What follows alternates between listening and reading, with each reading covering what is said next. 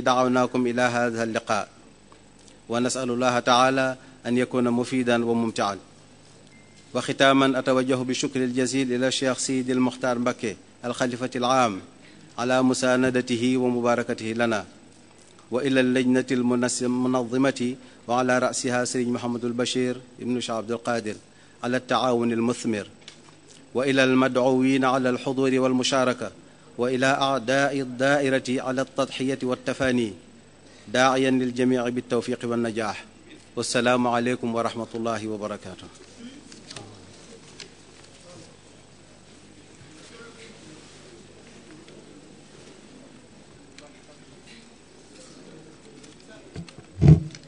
jërëjëf Serigne Ahmad Al Badawi Mbacké ci allocution boobu mu def. Ki nga xam ni moom moo ci topp ki war a jël kàddu gi mooy Serigne Makiou Faye, représentant du khalife général des Mourides à Dakar. ñi ngi may wax ne délégation Al Azhar bu Égypte ñi ngi fi. Docteur Javad Abol Hassimi bu Iran aussi mi ngi fi, moom moo jiite délégation bu Iran bi en fait. Serigne Makiou Faye.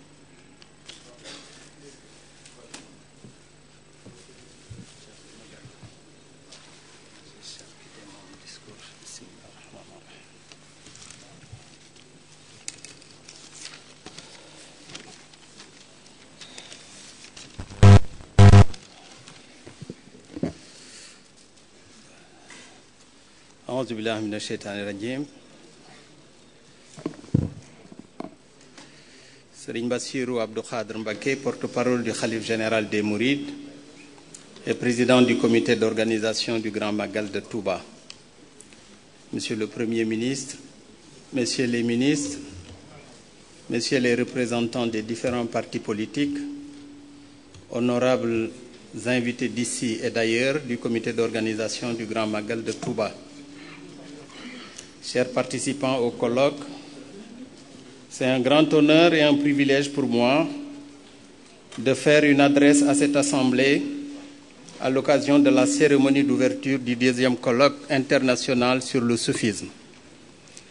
Ce colloque dédié au grand saint Cheikh Sidi Baba. Nous saluons toute sa famille présente dans cette salle, car il a joué un grand rôle dans la vulgarisation de l'islam et de la voie soufie en terre mauritanienne. C'est un grand honneur et un privilège pour moi de faire cette adresse à cette assemblée, et en cette heureuse circonstance, je voudrais renouveler notre allégeance à Serigne Cheikh Sidil Mokhtar, le khalife général des Mourides, qui a agréé cette importante rencontre qui se déroule entre Dakar et Touba. Son accord et son agrément, qui ne surprennent guère, témoignent du prix qu'il attache aux valeurs enseignées par notre vénéré guide Cheikh Ahmadou Bamba. À toutes les personnes de bonne volonté qui ont contribué par leur engagement et leurs conseils à l'organisation et à la tenue de ce colloque international sur le soufisme, nous exprimons notre profonde gratitude. Cette cérémonie d'ouverture nous offre la tribune idéale pour dire un mot sur le soufisme dont le Sénégal peut se prévaloir d'avoir connu et abrité d'éminentes figures soufis qui ont marqué leur époque et qui continuent d'inspirer les générations actuelles. Parmi celles-ci, Cheikh Ahmadou Bamba, dont la voix exalte la spiritualité soufie qui incarne la sincérité et la pureté dans l'enseignement spirituel. Au cours de ce présent colloque, qui a pour thème « Quel rôle pour le soufisme dans le Oumma islamique ?», les problématiques de cette science et de sa pratique, son impact sur l'homme et les sociétés sont examinées de façon approfondie, et des échanges sous la couture de l'enseignement de Cheikhoul Khadim auront lieu sur autant de sujets d'intérêt national, sous-régional et international. La thématique générale et les différentes sessions qui seront abordées par d'éminents spécialistes de la religion prouvent la nécessité aujourd'hui d'axer toutes nos actions et tous les discours sur le facteur humain, car l'homme est le sujet de la religion et du tasawwuf. Le tasawwuf est inhérent à la religion. C'est une quête spirituelle dont la finalité est la réalisation du statut de la servitude absolue pour Allah. Cela présume la transformation du serviteur qui ainsi passe du service obligatoire au service volontaire en toute conscience et connaissance. La vie de Cheikh Ahmadou Bamba est exceptionnelle. Elle nous donne un enseignement merveilleux et intarissable et personnifie le soufisme dans toutes ses expressions les plus singulières pour notre époque. Chers participants, les crises de toute nature que traverse le monde moderne et particulièrement la Oumma islamique sont dans une certaine mesure liées à l'affaiblissement des relations spirituelles entre les peuples et principalement entre l'individu et son créateur. C'est ici que la place et le rôle du tasawwuf sont éminemment importants pour pacifier les relations sociales. Un poète mauritanien affirmait que Cheikh Ahmadou Bamba est un cadeau que Dieu a offert à l'ensemble des créatures.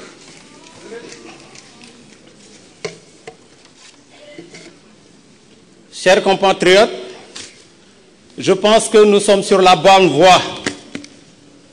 la voie des enseignements de Cheikh Ahmadou Bamba. Car l'ensemble des discussions qui vont se tenir à Touba est la preuve incontestée qu'une action structurante du comité d'organisation du Grand Magal de Touba, dirigé par Cheikh Bachir Ibn Cheikh Abdoul Khadr Mbacké, avec les sociétés musulmanes d'ailleurs, est possible. J'espère alors que ce deuxième colloque international du Grand Magal de Touba va alimenter la flamme pour une mobilisation encore plus forte autour de l'enseignement d'Abdullahi wa Khadimu Rasoul Cheikh Ahmadou Bamba. Ahlan wa sahlan wa marhaban. Je vous remercie.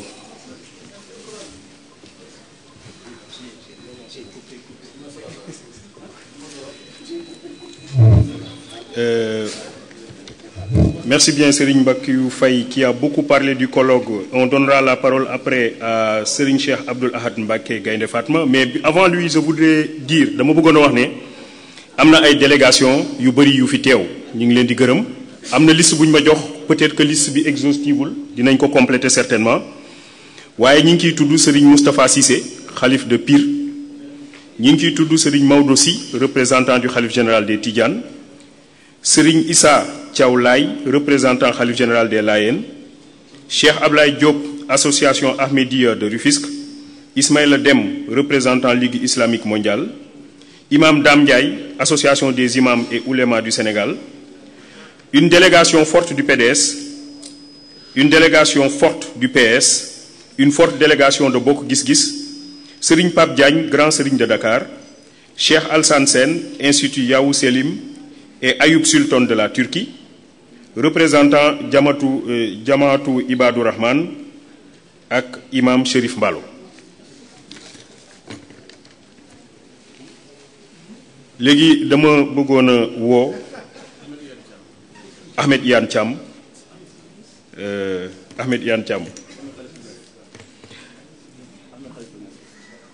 Ahmed Khalifa Niass, je crois que dañu war a bind compléter liste bi. Alors léegi dañu bëggoon woo Serigne Cheikh Abdou Ahad Mbacké Gaïndé Fatma, président de la commission culture et communication. Bu ko defee moom mu présenter colloque bi parce que moom moo liggéey ak comité scientifique bi ci orientation colloque bi, contenu thème yi, ba pare tamit di liggéey après ci publication acte bi ak diffusion yi. Donc baax na mu wax ñu li nga xam ni moom mooy solo colloque boobu sur le soufisme bi ñu war a bi tàmbale tey jii sëñ bi.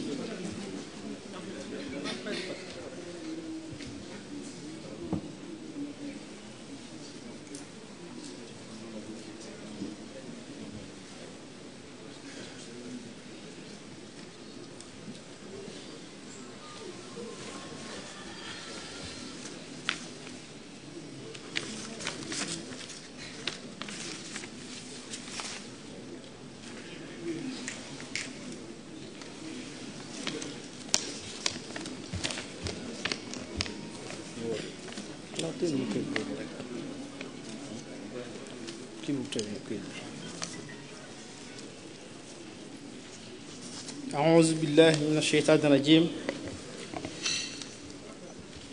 بسم الله الرحمن الرحيم والصلاة والسلام على رسول الله.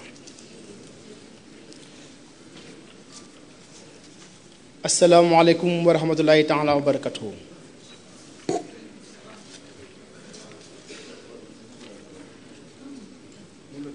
Monsieur le représentant du Khalife général des Mourides, honorables chefs religieux, Monsieur le Premier ministre, Messieurs les ministres, Messieurs les ministres conseillers, Monsieur le maire de Dakar, honorables députés, Messieurs les maires, honorables invités. Nous avons l'honneur de revenir aujourd'hui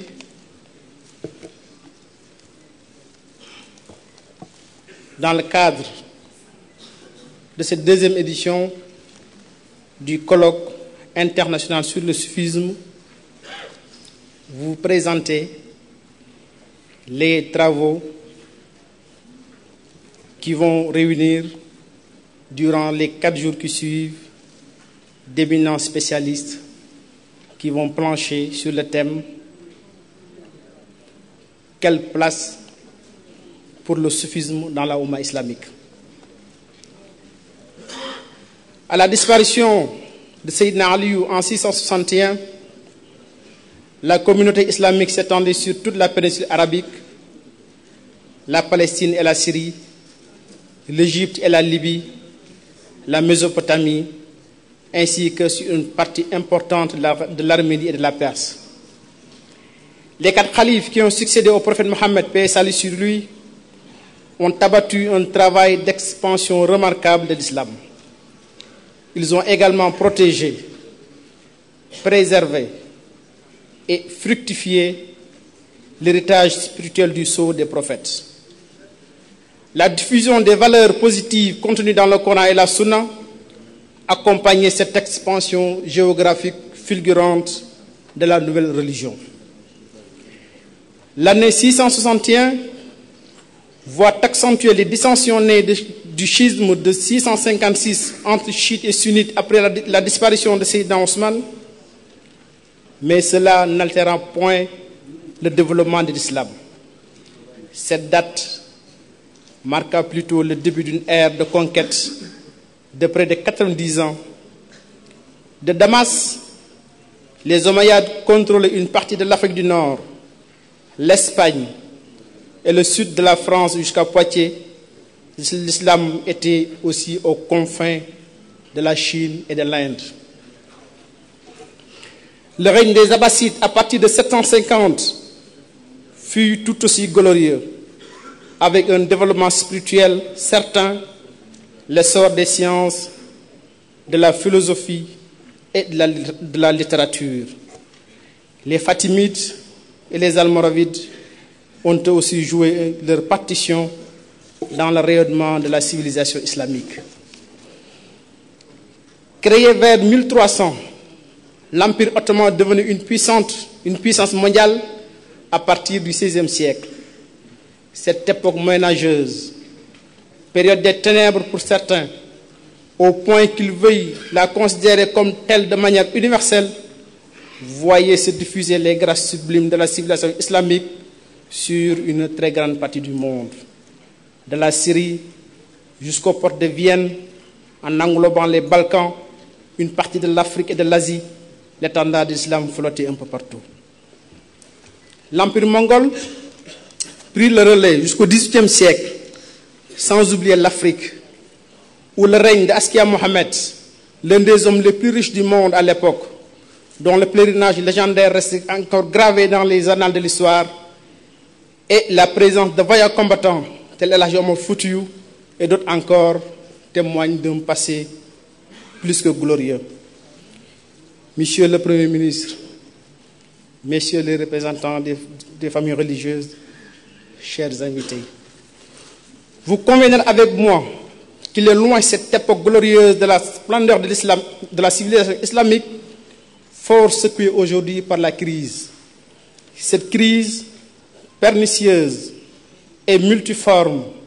dont les métastases gangrènent tout le corps et tuent le malade à petit feu, lentement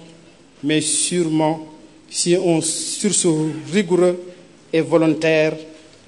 à moins d'un sursaut rigoureux et volontaire. Elle est d'abord cette crise, elle est d'abord et avant tout sociale. Dans un monde sans repère, sans foi ni loi, arraché de ses valeurs spirituelles, l'individu est à la recherche du gain effréné. Il en est arrivé à un point tel qu'il ne se soucie guère de ce qui fait son bonheur et son épanouissement, la foi. Or, Dieu nous dit dans le Coran, nous n'avons créé les djinns et les hommes que pour nous adorer. Emprunter tout autre chemin nous mène à notre perte. Comment dès lors s'étonner que le bonheur et le développement spirituel ne soient pas proportionnels au développement économique? La crise des valeurs, la dépravation des mœurs, la montée de l'égoïsme avec son corollaire d'augmentation des inégalités et des injustices de toutes sortes, la violence endémique, l'insécurité, le vol, le mensonge, la trahison et toutes ces contre-valeurs contraires à l'islam et érigées en règle, tolérées, voire mises en avant dans nos sociétés, illustrent si besoin en était la profondeur de la crise. Cette crise, elle est aussi politique. La plupart de nos États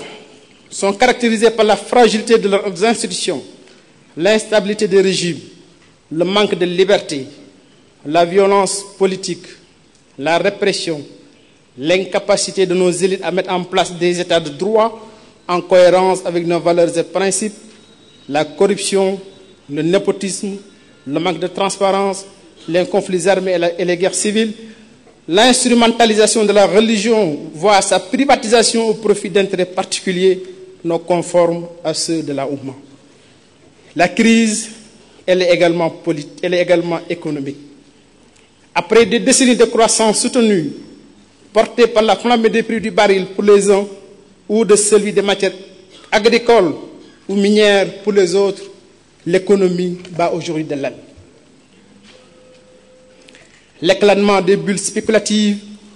doublé des limites de l'économie post-industrielle non productive, ainsi que la chute des prix de certains produits d'exportation ont eu raison des économies moins solides. Les faibles taux de croissance, voire la récession, le chômage, la fermeture d'entreprises, la non-qualité, le manque de productivité et de compétitivité, des outils de production obsolètes et vétustes et une main-d'œuvre mal formée et très peu motivée constituent à l'heure actuelle le bilan le mieux partagé. Les manifestations de la crise n'épargnent guère les secteurs tout aussi vitaux que l'environnement, l'éducation, la santé, et la liste est loin d'être exhaustive.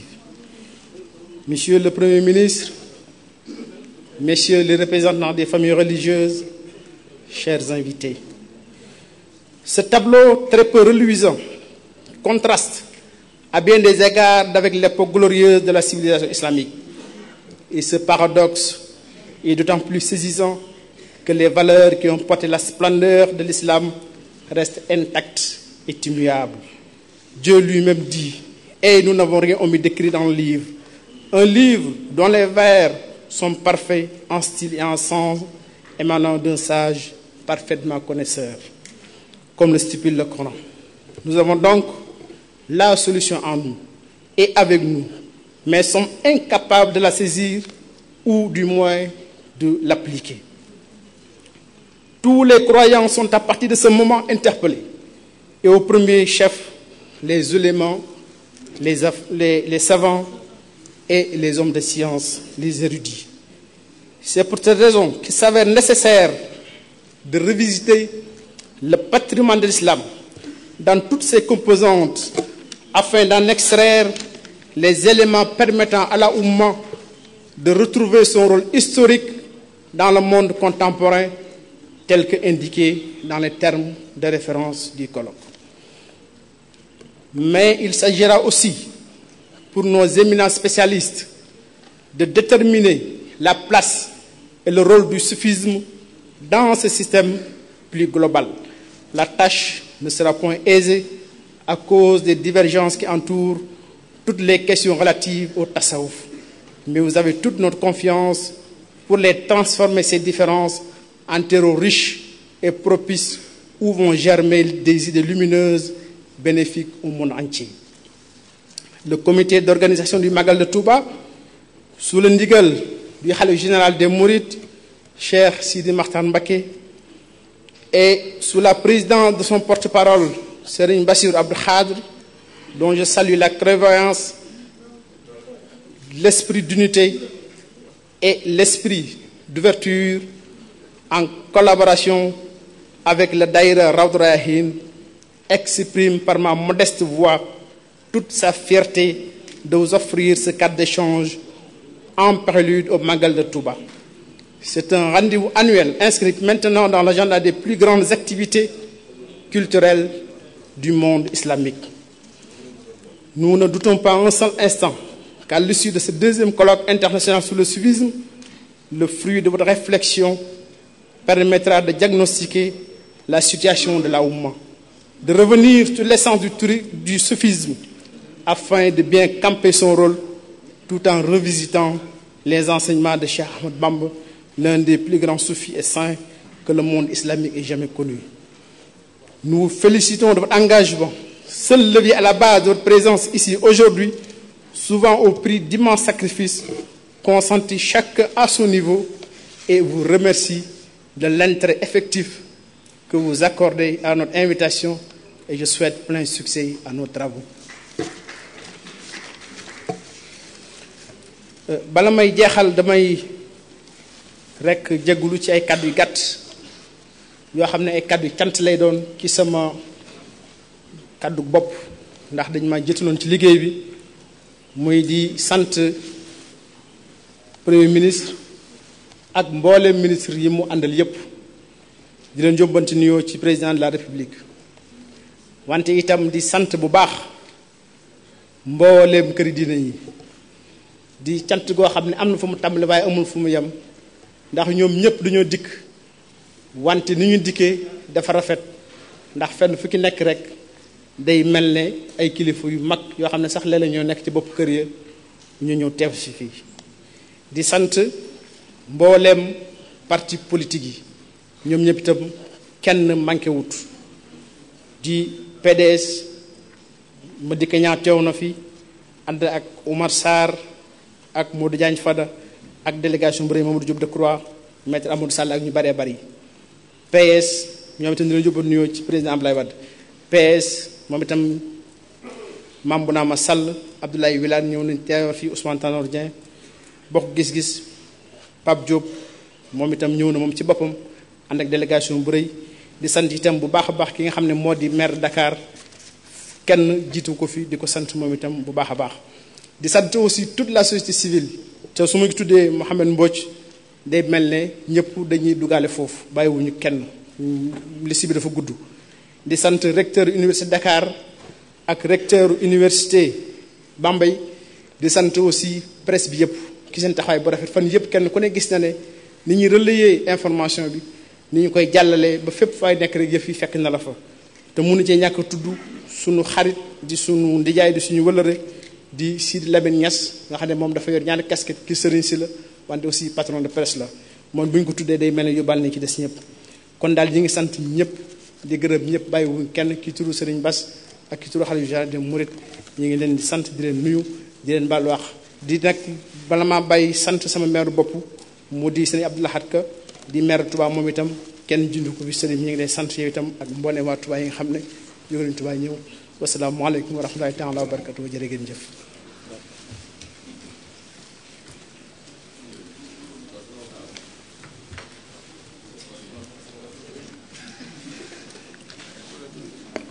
Alors on me signale que parmi les intervenants au colloque, j'avais oublié de mentionner le nom de Dr Yacoub Mahi de la Belgique et parmi les délégations ci délégation yi nga xam ni ñoo fi teew wax nañu délégation Medina Baye ak Baye Mamoun Niass Serigne Sidi Lamine Niass Serigne Ahmed Khalifa Niass Cheikh Tidiane Niass délégation Belgique je l'ai dit tout à l'heure ak aussi association mondiale de l'appel islamique. léegi dañuy jox kàddu gi Serigne Maodo Sy Serigne Maodo Sy mooy wax au nom des confréries soufis et des associations islamiques du Sénégal sëñ bi jox nañ la kàddu gi.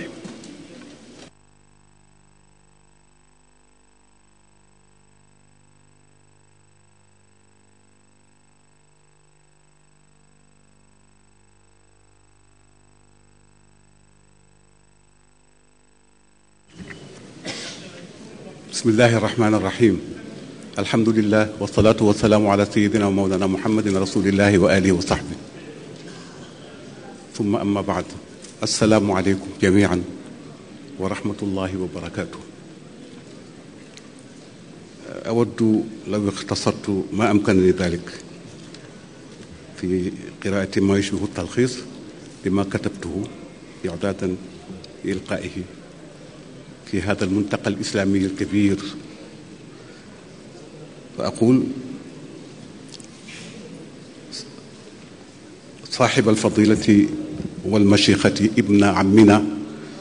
المعروف بين القاصي والداني الشيخ محمد المختار مكي الخليفة العام للطريقة المريدية حفظه الله ورعاه سالما غانما معافى. أصحاب الفضيلة خلفاء الطرق الصوفية وممثليهم في هذا الملتقى الديني الصوفي الميمون، حضرات السادة العلماء المشاركين في هذه الأيام المباركة، حضرات السادة أعضاء اللجنة الثقافية والإعلام، حضرات السادة المؤتمرين والمؤتمرات، إخواني وأخواتي الأعزاء، لقد سهوت عن البدء في إسجاء تحية لمن يستحقها فعلا في هذا الملتقى الكبير، ألا وهو أخونا وصديقنا معالي رئيس الوزراء، فله منا باسم الخليفة العام للطريقة التجانية أسمى تحياته وأجزل تشكراته القلبية المباركة. فإنه أصالة عن نفسي ونيابة عن أخي وحبيبي وشيخي فضيلة الشيخ المحترم السيد عبد العزيز الأمين الناطق الرسمي باسم الخليفة العام للطريقة التجانية حفظهما الله ورعاهما، أي الخليفة السيد محمد المختار المكي والسيد شيخ أحمد تجاني حفظهما الله ورعاهما. يسعدني غاية السعادة أن تتاح لي هذه الفرصة للمشاركة في فعاليات هذا الملتقى الصوفي الدولي الميمون الذي تنظمه كل عام لجنة الثقافة والإعلام بمناسبة الاحتفال بالذكرى السنوية لرحلة الشيخ الخديم شيخ أحمد بامبا المكي رضي الله عنه، خديم المصطفى صلى الله عليه وآله وسلم، إلى المنفى الموافق 18 من شهر صفر في كل عام هجري تحت الرعاية السامية للخليفة العام للطريقة المريدية أمد الله في عمره وحفظه ورعاه. وتعتبر هذه الذكرى فرصة عظيمة لتجمع المسلمين من كل أنحاء العالم وعقد لقاءات علمية وفكرية يشارك فيها مجموعة من الأساتذة العلماء والمفكرين الباحثين حول موضوعات وقضايا مختلفة، من أهمها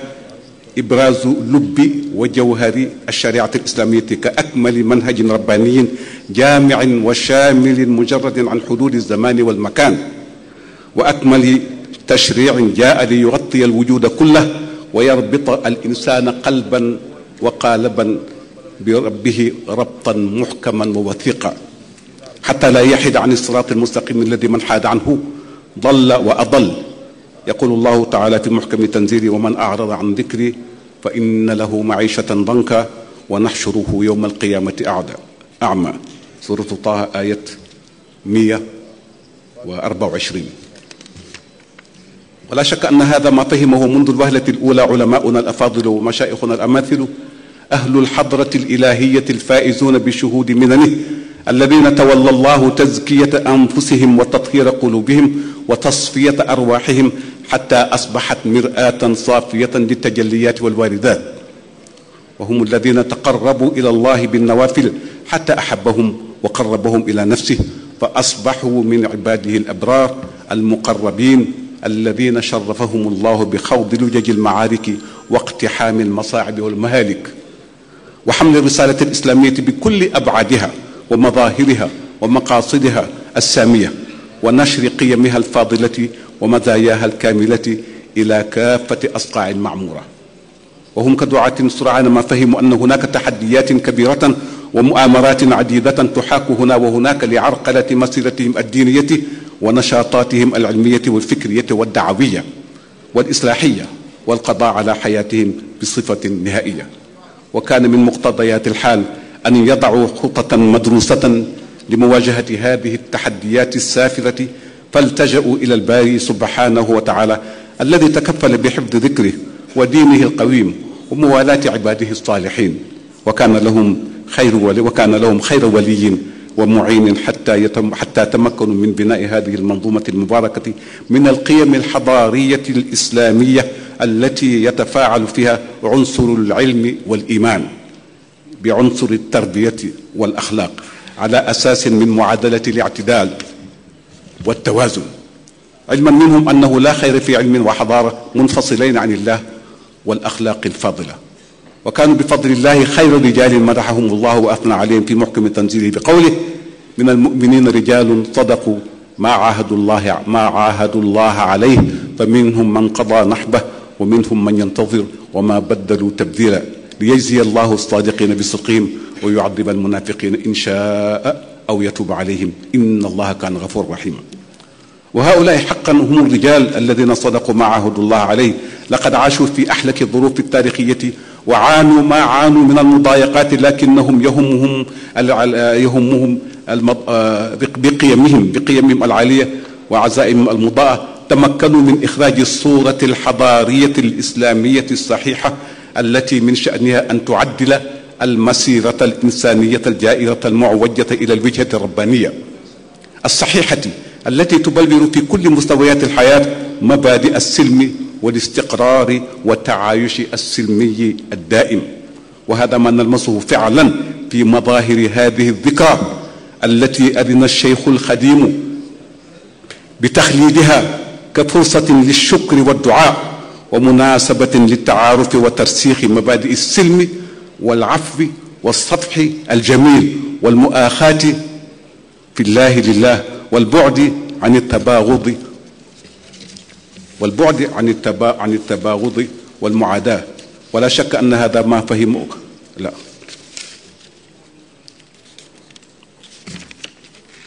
أعادها الله على الخليفة العام وعلى كافة أفراد الأسرة والأمة الإسلامية في الخير، وأعني بالخليفة هنا الشيخ محمد المختار مكي، والهناء والبركة والازدهار والعمران. ونسأل الله سبحانه وتعالى أن يحفظ الجميع ضيوفا ومقيمين أساتذة وعلماء من كل مكروه وسوء وأذى، وأن لا يكون هذا اللقاء الميمون المبارك وهذا المنتدى العلمي الصوفي الكبير الذي من بركات وفيوضات جدنا الشيخ الخديم شيخ أحمد بامبا مكي رضي الله عنه وعن سلفنا الصالح، أن لا يكون هذا اللقاء آخر لقاء بيننا، إنه سميع مجيب الدعاء، وآخر دعوانا أن الحمد لله رب العالمين. هذه الكلمة من الشيخ الخليفة أملاها على أخيه والناطق باسمه وباسم الأسرة المالكية في ديوان الشيخ عبد العزيز، والذي أيضا يضيف ترحيباته ودعواته الخالصة للوفود جميعا المشاركين. رزقنا الله وإياكم السلامة في الإقامة والعودة. هذا وبالله التوفيق، وهو الهادي بمنه إلى سواء الطريق. والسلام ورحمة عليكم وعلى عباد الله الصالحين. mbokk yi ci lu gàtt maa ngi fi teew di waxe làmmiñu Cheikh Seyd Abdoul Aziz Sy Al Amin moo ma yebal ne ma Haj Malick na nga dem teewal ma ci suñu bésu maam bu màgg bu tedd bi di maam Cheikh Ahmad Bamba lu rëy la ndax li mu yemal ummatul islamiya waxuma la fii ci Sénégal ak ci Afrique yàlla rek a xam dayo ba kon boog lii nga xam ne moom la Cheikh Sidi Mouhamadul Muxtaar joxe ndigal suñu doomu bàyyi suñu rakk suñu bokk ju tedd ju baax ji di Cheikh Mouhamadul Bachir Abdoul Qadir yàlla rek a xam dayo ba kon boog Cheikh Mouhamadul Bachir sa mag sa soppe sa xarit ngeen bokk yan wuutu seeni mag ci seen kër maam yu baax yi ak mbooleem njaboot yi nga xam ne ñoo fi nekk ci këru diine ji du ma ne këru diine yi ci këru diine ji ñoom ñëpp ñu ngi leen ñu di leen ziara góor ak jigéen wasalaamualeykum wa rahmatullahi wa barakatu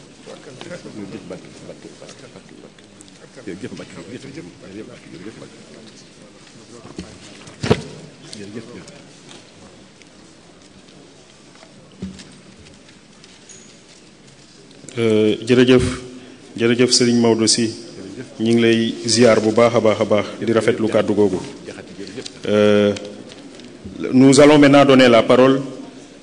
aux représentants de la famille Cheikh Sidiya Baba, invité d'honneur du colloque.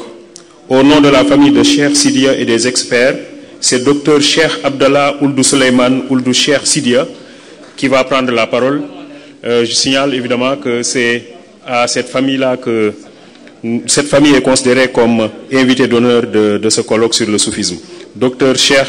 Abdallah Ould Souleymane Ould Cheikh Sidiya.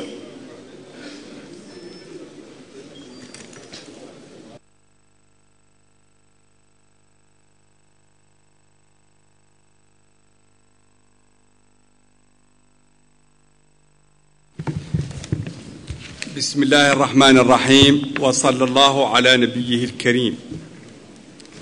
السيد ممثل الخليفة العام للطريقة المريدية الشيخ محمد البشير مبكي، السيد الوزير الأول، السادة الوزراء، السادة الأشياخ الكرام، السادة العلماء الأجلاء، السادة الحضور، السلام عليكم ورحمة الله تعالى وبركاته. يسرني ويشرفني أن أتقدم إليكم بالتحية والشكر باسم الخليفة العام لآل الشيخ سيدية الشيخ موسى بن الشيخ محمد بن الشيخ سيدية حفظه الله، الذي أوفدنا لحضور الدعوة الكريمة الموجهة إليه من طرف أخيه وصنوه المبجل الشيخ سيد المختار مبكي أيده الله الخليفة العام للطريقة المريدية، وقد أوفدنا مع جماعة شريفة وكريمة من قبيلتنا التي تؤوينا ومن أحبائنا الفضلاء الذين يؤازروننا. أيها الحضور الكريم، إن العلاقات الأخوية بين أسرتينا أي آل الشيخ سيدية وآل الشيخ الخديم ضاربة في القدم، إذ تعود إلى الشيخ سيدية الكبير ابن المختار ابن الهيبة الانتشائي الأبياري جد الشيخ سيدية بابا، وإلى والد الشيخ الخديم الشيخ محمد بن حبيب الله المعروف بممر أنتسلي العلامة الجليل والقاضي المهيب الذي تصدر على يد الشيخ سيدي الكبير مع ابن خالته الشيخ صنبة كلوركا الملقب بسدار، وكان ذلك في الثلث الأول من القرن التاسع عشر الميلادي.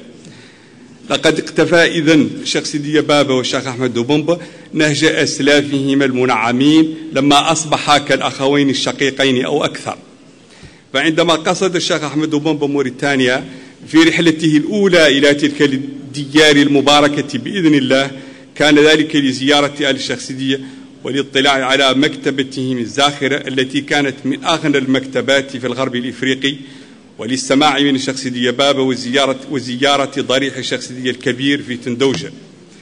ولما وصل الشيخ أحمد دوبمبا رضي الله عنه وأرضاه بوتيليميت كتب مخاطبا الشيخ سيدية بابا هذه الأبيات الرائقة: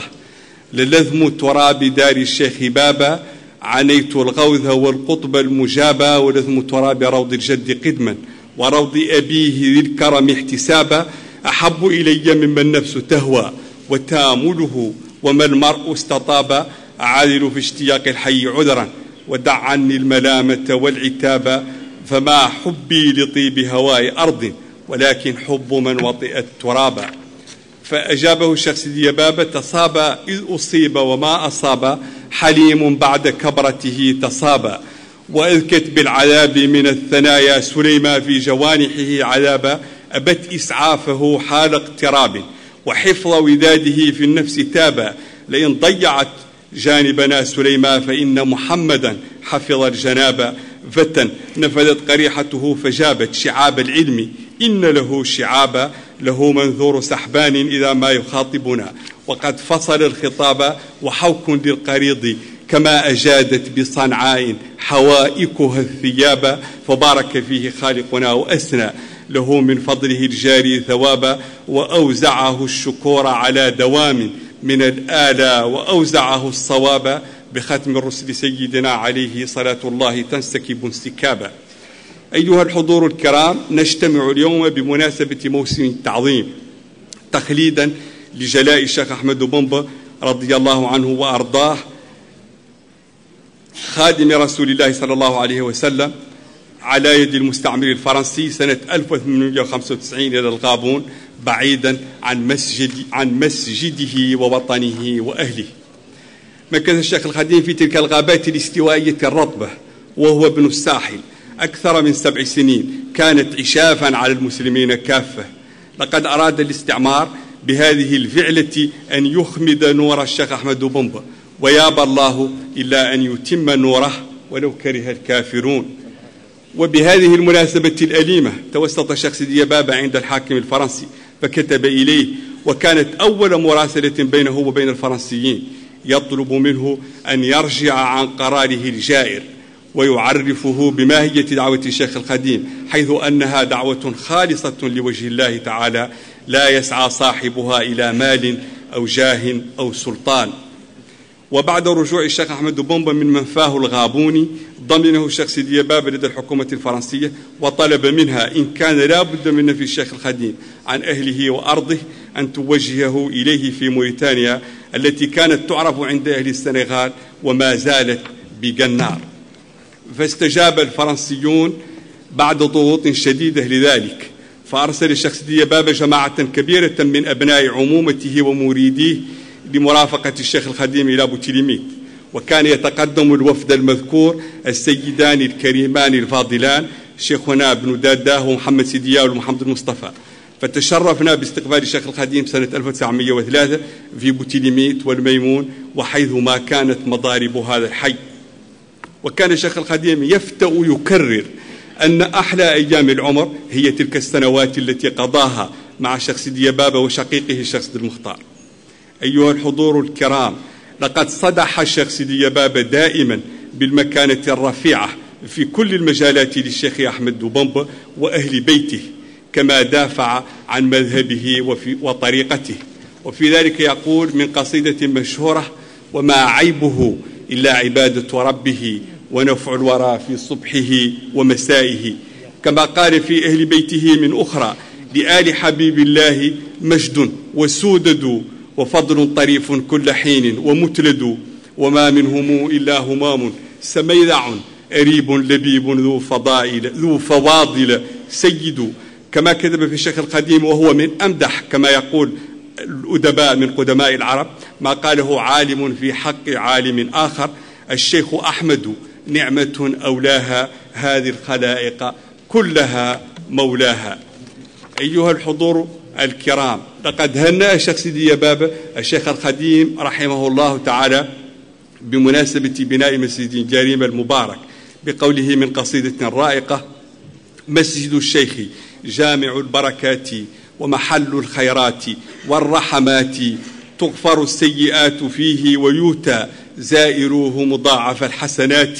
إنما الشيخ نعمة أنعم الله بها، آية من الآيات، حفظ الله نفسه وعلاه وبنيه بحفظه والبنات آمين، وبني بيته الرفيع جميعا ومريديه من جميع الجهات. واليوم ها أنا لا أدلل هذه المقطوعة على مسجد مسالك الجنان الذي يشيده أحفاد الشيخ الخديم أسوة برسول الله صلى الله عليه وسلم، وتلك شنشنة نعرفها فيهم من أخزم كما كان يقول قدماء العرب. أيها الحضور الكرام، لا يسعني في ختام هذه الكلمة المختصرة والمقصرة بالطبع في حق الحدث إلا أن أشكركم جميعا، وأخص بالذكر الشيخ محمد بشير بن الشيخ عبد القادر الناطق الرسمي باسم الخلافة العامة للطريقة المريدية على الجهود المبذولة من طرفه ومن لدن كافة أهل بيته الكرام، امتثالا لتوجيهات الخليفة العام الشيخ سيد المختار مبكي أيده الله للتمسك بالروابط التي بناها الأوائل رضي الله عنهم وأرضاهم بين أسرتينا وأهل حضرتينا، جعلنا الله وإياكم خلفا لا خلفا. وفي حديث ابن عمر رضي الله عنه في صحيح مسلم: إن من أبر البر صلة الرجل أهل ود أبيه بعد أن يولي. وأخيرا وليس آخرا أتقدم بالشكر والعرفان لسلطات بلدينا وخاصة الرئيسين السيد محمد والعبد العزيز والسيد ماكي سال على حرصهما على إعلاء كلمة الله ورعاية ديننا الحنيف، وعلى سعيهما الدؤوب والموفق إن شاء الله لتمتين العلاقات بين شعبينا وبلدينا موريتانيا والسنغال. والسلام عليكم ورحمة الله تعالى وبركاته.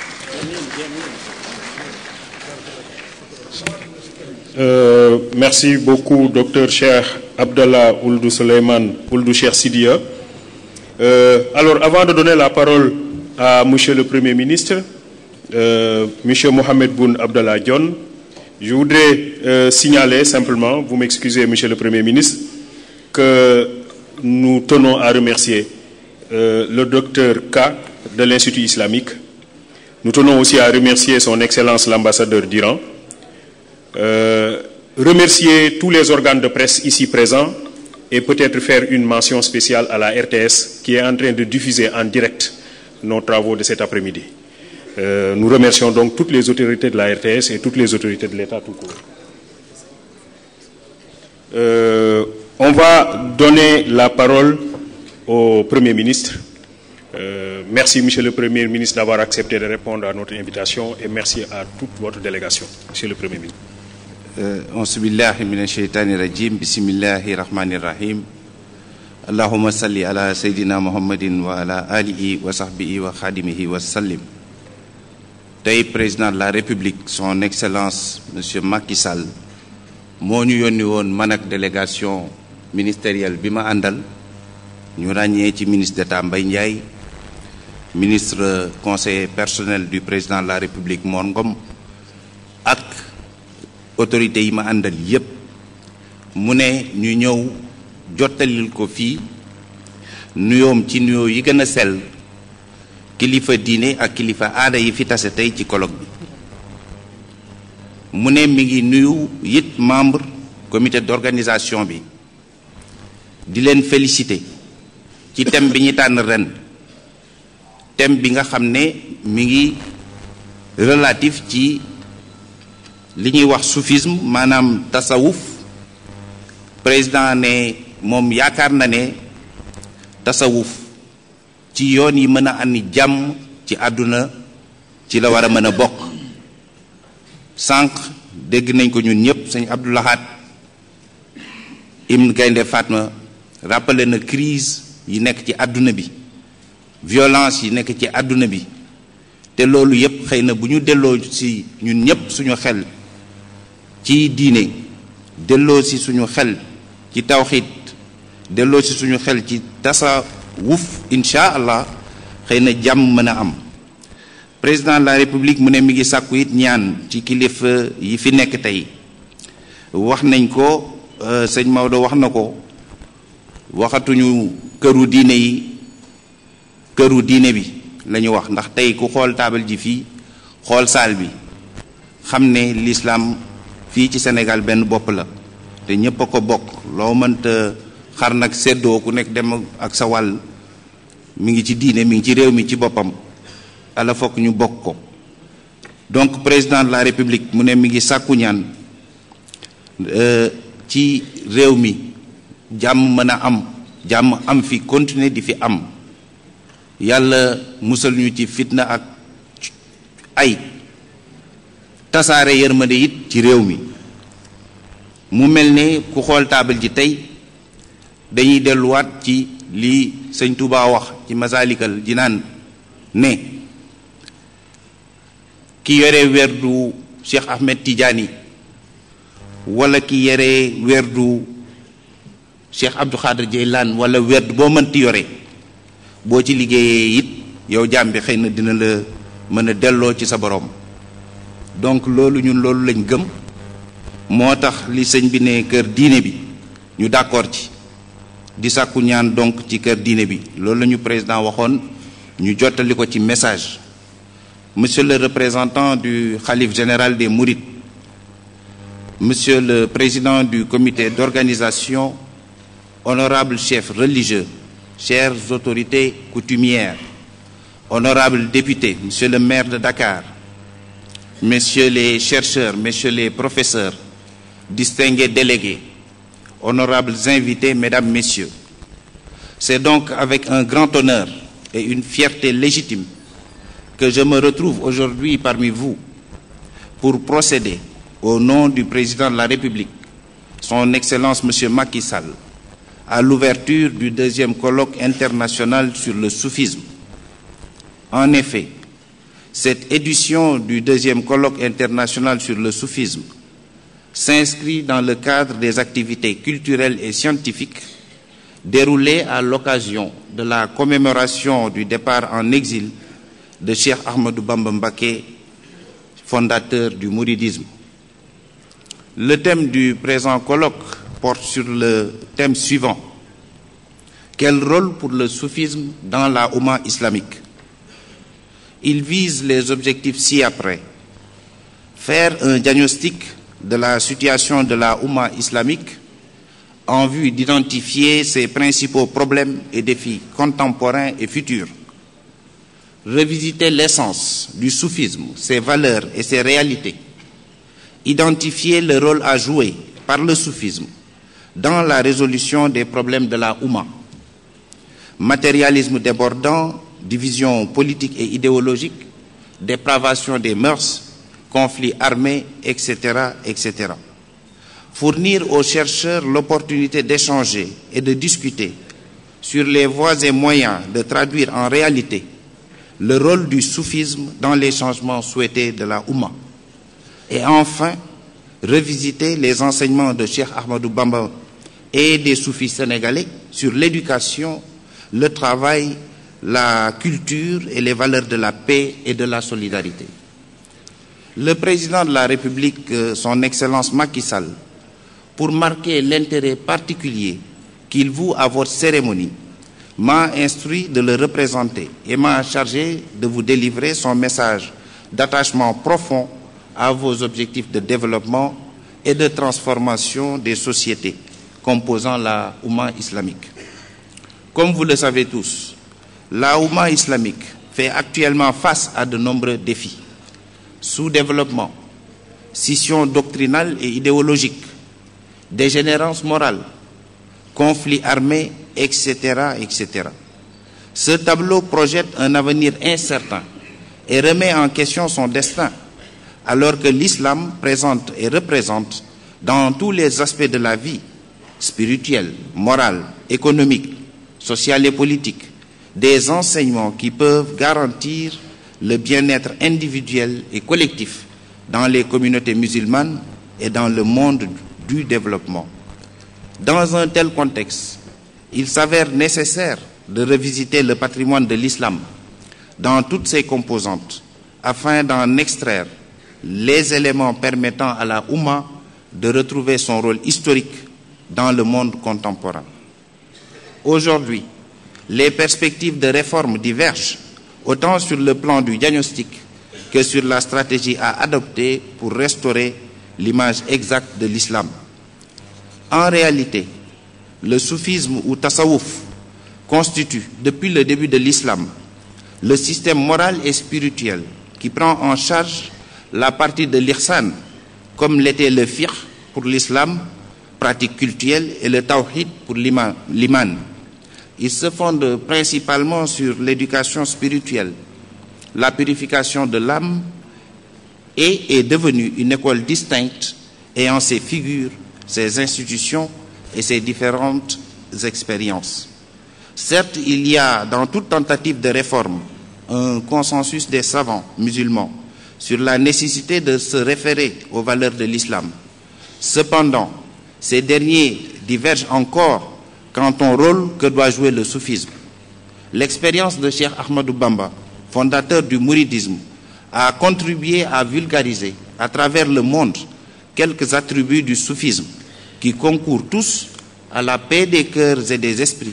à la stabilité, l'unité, l'ardeur au travail, la piété et la production intellectuelle. Chers participants, je voudrais, au nom du président de la République et sur ce, déclarer ouvert le deuxième colloque international sur le soufisme et je vous remercie de votre aimable attention. Je voudrais saluer également la présence du ministre Khadim Diop qui est de la famille. Merci.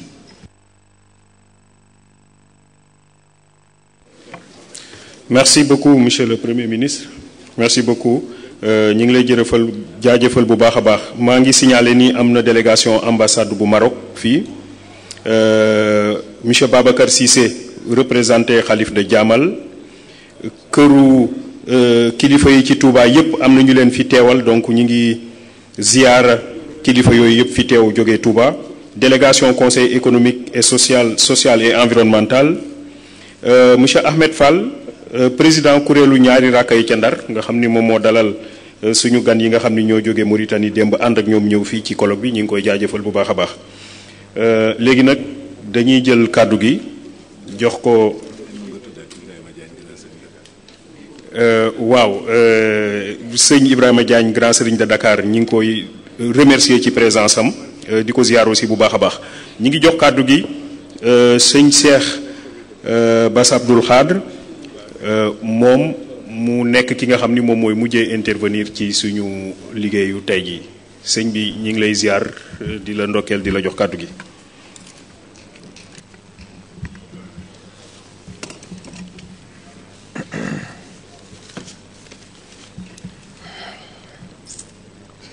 bismillahi irrahmani irrahim alhamdulilahi rabbil alamin wasalaatu wasalaamu ala xaatami nabiyin wa imaami almursalin sayidina wa mawlana muhammadin al amin wa ala alihi wa sahbihi ajmain wa man tabiahu bi ixsanin ila yawmi ddin asxaab alsamaha alsuyuuxa walulama alxaadirina min alaalami alislami أصحاب السيادة الوفد الرسمي الممثل للحكومة السنغالية أصحاب الفضيلة المشاركين في الملتقى من مختلف الدول أيها الإخوة المدعوين أيها الحفل الكريم السلام عليكم ورحمة الله تعالى وبركاته وبعد فيشرفني أن أوجه إليكم هذه الكلمة باسم سماحة الخليفة العام للطريقة المريدية الشيخ سيدي المختار مكي حفظه الله ورعاه مرحبا بكم في افتتاح أعمال هذا الملتقى الإسلامي الدولي حول التصوف الذي ينظم للمرة الثانية في بلادنا ضمن فعاليات الاحتفاء بالذكرى السنوية لغيبة الشيخ أحمد بامبا البحرية مقل وتحت عنوان أي دور للتصوف في حياة الأمة الإسلامية وشاكرا لكم باسم الخليفة على تلبية الدعوة وعلى المشاركة في الملتقى الذي يهدف إلى بلورة حقيقة التصوف وتفعيل دوره في الأمة بوصفه منهجا للحياة صالحا لحل مشكلات الأمة الروحية والمادية يمثل أرضية مناسبة لتفاعل القوى والرؤى عليها في وئام ووفاق تتلاشى معهما أسباب التفرق المذموم الذي لا يجلب للأمة إلا الدمار والخراب والانهيار مما يؤدي إلى ضعف يشتغله الأعداء لإحكام السيطرة والاستمرار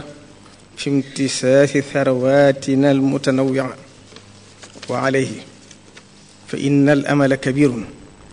في أن يتمغد الملتقى عن توصيات مهمة تفتح آفاقا جديدة للتعامل إيجابيا مع هذا القسم الثالث من أقسام الدين الإسلامي الذي هو الإحسان، ممثلا في التصوف السني الذي يجمع ولا يفرق ويبشر ولا ينفر ويدعو إلى الله بالحكمة والموعظة الحسنة ويجادل بالتي هي أحسن. والسلام عليكم ورحمة الله تعالى وبركاته. bokki jullit yi ñi ngi nuyu ñëpp ci turu Cheikh Sidil Muxtaar mi nga xam ne mooy alxalifatul am li tarixatil muridiyya di ñaan suñu borom bàyyi ko fii lu yàgg lool tam ànd ko wér. di leen nuyu ci seen teewaay ak seenu bokk ci multaxaa bii di ñaareelu kol bi ñu organisé ci waajtaayu màggal gi te ñu jëmee ko ci tasawuf. kon ci turu sëriñ bi mi ngi nuyu ñëpp bàyyiwuñu kenn tàmbalee nuyoo bi nag ci délégation bi nga xam ne moo fi teewal njiitu réew mi président de la République Macky Sall te ki ko jiite di premier ministre Mohamed Dionne ak mboolem ministre yi mu àndal yépp ñi ngi leen di yóbbante am nuyoo ak cant ak ngërëm jëmee ko ci président ci turu sëriñ bi di ko ñaanal li nga xam ne sëriñ bi wax na ko suñu borom kàttanal ko dimbale ko ba naal yi nga xam ne am na ko ci réew mi tamuy lu jëm ci lu baax suñu borom dimbale ko ba lépp mu àggale ko ci jàmm. di nuyu itam yeneen kilifay adduna yi fi teew yépp bàyyi ko ci parti politique yi te tudd leen ñoom ñi fi teew ñëpp. di nuyu itam suñu bokki këri diine yi waaye tàmbalee nuyoo bi nag ci ki nga xam ne mooy kilifa jataay bi di sëriñ Abdul Fatah Mbacké mi Cheikh Mouhamadou Fadil mi nga xam ne moo war a def ñaan gi te ñu joxoon ko kàddu sax ci turu waa kër Sëriñ Tuubaa yi waaye mu wax ne bu ñu waxee rek ñun ñëpp yóbbaale nañ leen. di nuyu itam suñu bokki këri diine yi ci Sénégal yépp bàyyiwuñ ci kenn te bu ñu ko tàmbalee ci suñu mbokk di suñu xarit suñu wëllëre sëriñ Maodo Sy mi nga xam ne moo fi teewal sëriñ Abdou Aziz Sy Al Amin mi nga xam ne moom itam suñu diggante moom ñëpp xam nañ ko teewal fii itam sëriñ Cheikh Ahmed Tidiane Sy mi nga xam ne mooy alxalifatul am li tarixati tijaaniyya moom itam mu waxaale ci mboolem turu këri diine ji ni mu ko waxee léegi te ñëpp war ko ci roy mboolem kër yi fi ne yëpp day mel ni rek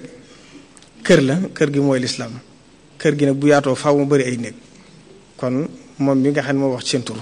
ñu ngi koy sant bu baax ci kàddu yu rafet yi nga xam ne wax na ko fi te muy loo xam ne lu fàttali lu yàggale ci diggante suñu maam yu tedd ya du nuyu mboolem këri diine yi fi teew te buñ leen tuddee tuddaale nañ mboolem association islamique yi nga xam ne ñoo ne ci biir réew mi. di nuyu itam ñi nga xam ne mooy ñi nga xam ne bàyyeekoo nañ bitim réew di ay gan yoo xam ne ñëw nañ fii ànd ak ñun ndaje mu am solo mi nga xam ne dañ koy def ren jagleel ko tasawuf taxawaay bi nga xam ne war na ko am ci biir réew ak bitim réew ndax li tax ñu tànn thème bi mooy xeetu lislaam fii mu nekk mi ngi jànkonteeg ay jafe-jafe yu bari yoo xam ne gëm nañ ne mën naa saafaraw ci tasawuf mi nga xam ne moo jëmmal ñetteelu xaaju lislaam bi nga xam ne moom lañ tuddee ak ihsaan te mooy rafetal saw dundin ci sa digganteeg sa borom ak ci sa bopp ak sa digganteeg sa moroom jaam yi te loolu fu mu tasaaroo jàmm am fa déggoo am fa ci loolu yi rek ci lañuy jàpp ne moo tax ñu tànn ay borom xam-xam yu bari yu bàyyikoo ci biir réew mi ak bitim réew ngir ñu daje am ay fan yoo xam ne buñ ci génnee jàpp nañ ne li nga xam ne ndaje mi dana ko génne mën naa jural njariñ lu bari lool àdduna sépp rawatina Sénégal kon nag ñuy sant ñi nga xam ne ñoo wuy si woote bi tey rafet du yaakaar lool itam nag ci jàpp ne ndaje mi buñ ci jugee dana jural lislaam ak déggoo dana jural jullit yépp itam ak juggu yees ngir jëm ca kanam ndax tasawuf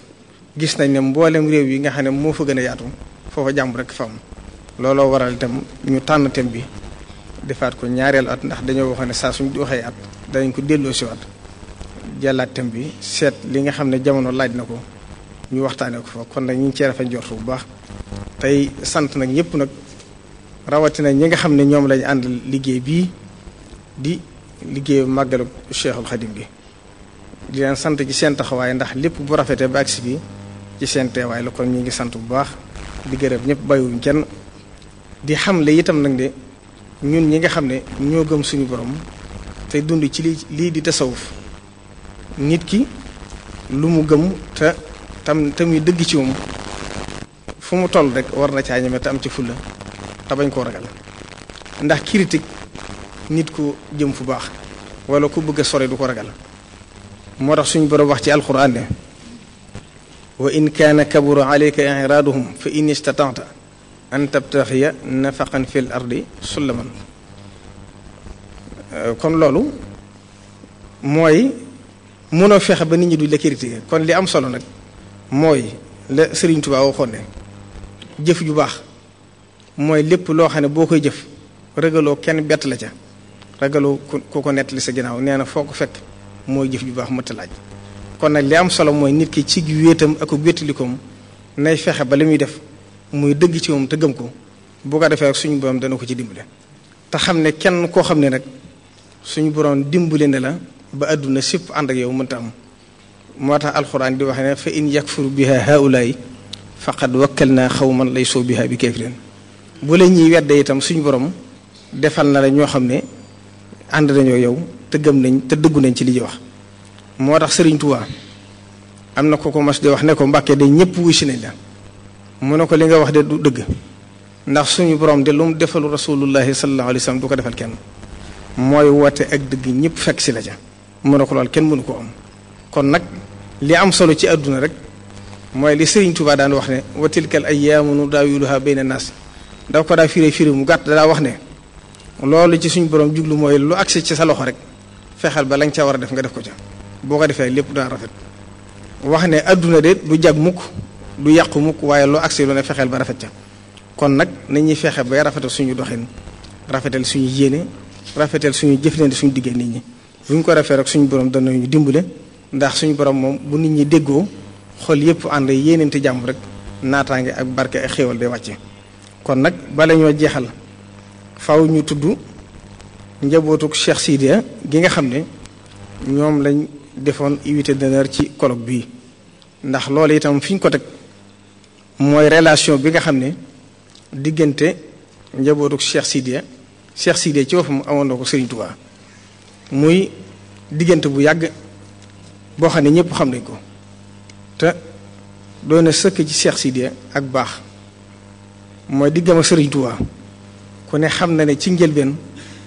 Serigne Touba dafa jaar ci wirdu yu baree bare jaar na ci wirdu alqadiriya jaar na ci wirdu attijaniya laata rasulullahi sallallahu alayhi wa sallam di ko jox wirdul maaxuus minallahi bi wasitati rasulihi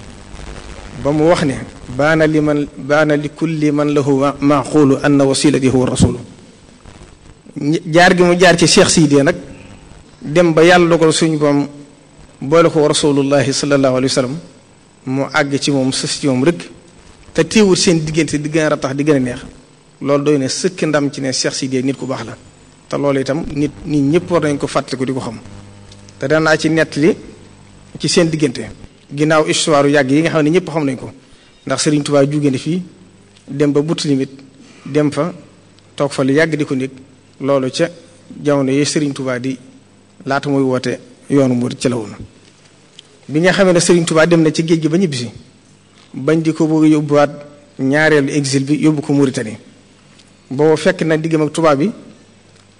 neexagul lool ndax ñoo ñaaw ci moom jortu te fekk ne li ñu doon jortu ci moom amut Cheikh Sidiya nag defoon ko bëgg Serigne Touba te yërëmoon ko te fekk tubaab bi dañoo wax ne Serigne bi dañ koy delluwaat exil yóbbu ko fu mel ne Madagascar Cheikh Sidiya nag loolu metti ko lool muy dox ci diggante Serigne bi ak tubaab bi di yónni ci Serigne bi ndaw ba yoonu mujj wa nag mu àgg ci di ko wax naa ko nee ko na ma dimbale rek rusuma ci te yërëm ma te fexe ba lii moo koy ñaan mu nangu ndax bu dul loolu ñoom danañ ko yóbbu Madagascar te bu ma sawee ñu indi ko fii ci Mauritanie moomu gaal ci Serigne Saliou Mbacké laa ko déggee mu ne Serigne Touba yónnee ci moom ne ko nee ko maa ngi koy sant bu baax di ko gërëm ndax xam cofeel gi mu am ci man ak yërmande ji mu am ci man waaye nag nee ko na xam ne tubaab yi de man ñu yóbbu ma Madagascar ak ñu yóbbu ma Mauritanie ñooyam ci man fii nag ñooy sama mbokku jël waaye fu ñu ma mën a yóbbu rek suñu borom laa fay fekk tey nee ko na xelam dal nag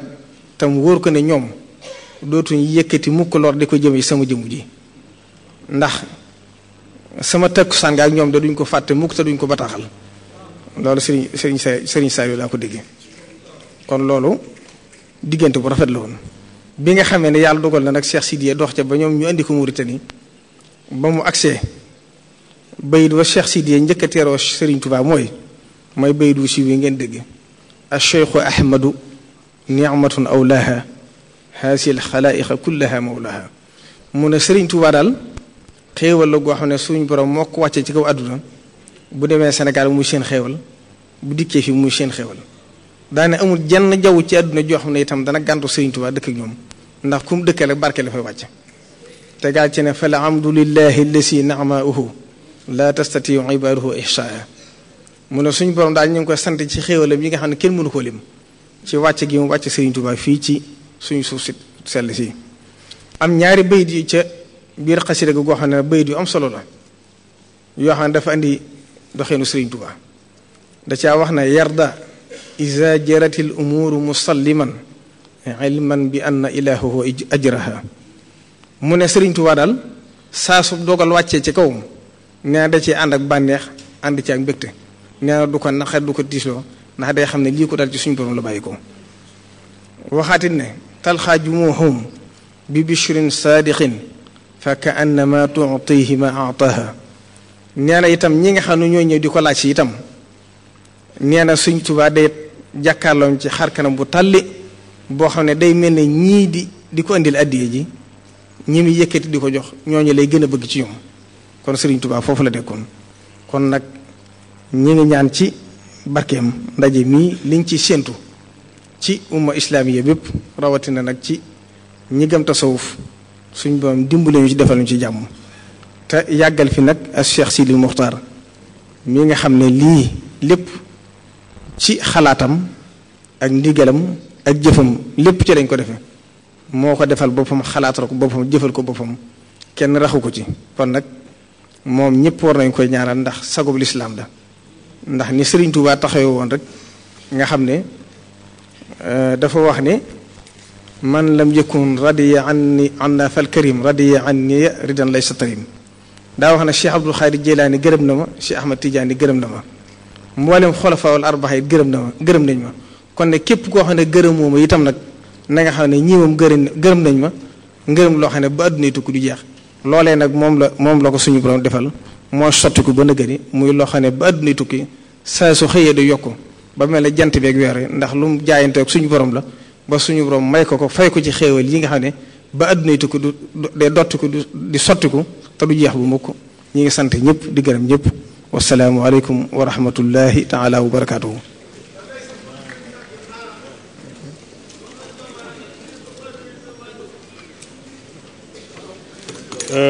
ñu may ñu rek ñu ñaan ñu woo Serigne Serigne Abdou Fatah Mbacké mu def ñaan ñi ngi gërëm njabootu Cheikh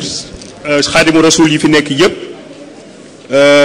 di gërëm Serigne Modou Kara Mbacké aussi pour liggéey bi nga xam ni njabootam liggéey na ko mu am solo jëm ci sécurité beeg organisation bi gërëm nañ ko bu baax a baax a baax sëñ Abdou Fatah Mbacké mu def ñaan rek bu ko defee mbooloo mi daal di yeewee jërëjëf. asalaamaaleykum wa rahmatullahi taala wa barakaatu. maa ngi nuyu mbokk ji fi tamit teew yëpp di ñun mbokk jullit yëpp.